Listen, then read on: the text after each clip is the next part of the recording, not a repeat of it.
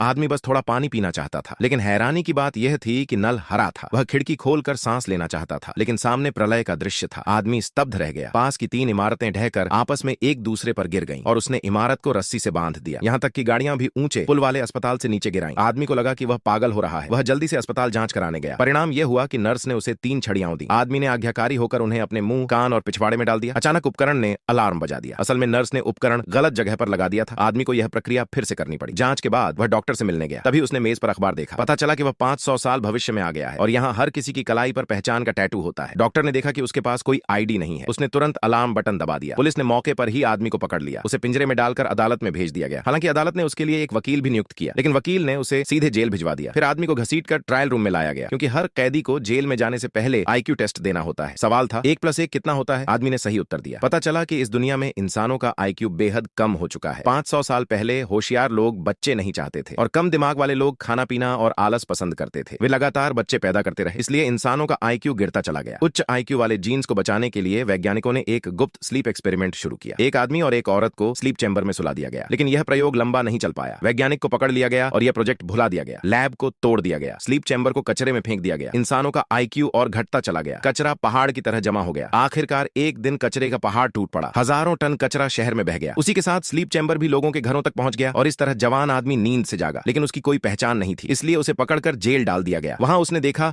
कि यहाँ के लोगों का आईक्यू बहुत कम है, तो कतार में खड़े होकर उसने झूठ बोला कि आज वह बाहर जा रहा है। हैरानी की बात है कि गार्ड्स ने उस पर यकीन कर लिया। उन्होंने उसकी हथकड़ियां खोल दी। आदमी मौके का फायदा उठाकर जेल से भाग निकला। वह हुआंग माओ के घर पहुंचा। हुआंग माओ से उसे पता चला कि इस युग में एक टाइम मशीन है जिससे वह अपने असली समय में लौट सकता है। दोनों उसे ढूंढने निकल पड़े। रास्ते में उसे पता चला कि श्याओ मेई भी उसी स्लीप चैम्बर में थी। जब तीनों एक और शहर पहुंचे तो आदमी फिर पुलिस के हाथ लग गया, लेकिन जेल भेजने के बजाय उसे राष्ट्रपति के दफ्तर भेजा गया, क्योंकि उसने वह सवाल हल कर दिया था जो पिछले 500 सालों से कोई नहीं कर पाया था। उसकी बुद्धिमत्ता ने राष्ट्रपति का ध्यान खींच लिया। राष्ट्रपति ने उसे आंतरिक मामलों का मंत्री नियुक्त कर दिया। एक राष्ट्रीय भाषण सम्मेलन आयोजित किया गया, जहां उससे फसलों के न उगने की समस्या हल करने को कहा गया। भविष्य की दुनिया में लोग फसलों को पानी नहीं बल्कि ड्रिंक्स से सींचते थे। हर जगह पानी की जगह ड्रिंक का उपयोग होता था। यहाँ तक कि नवजात शिशु भी दूध की जगह ड्रिंक पीते थे, क्योंकि उन्हें लगता था कि पानी तो सिर्फ टॉयलेट फ्लश करने के काम आता है। आदमी ने राष्ट्रपति और अधिकारियों को पानी का महत्व समझाने की कोशिश की, लेकिन वे नहीं समझे। आखिर उसने कहा कि वह पौधों से बात कर सकता है। पौधों ने कहा कि उन्हें पानी चाहिए। तभी जाकर उन्होंने फसलों में पानी डाला, लेकिन सदियों से ड्रिंक पर निर्भर लोग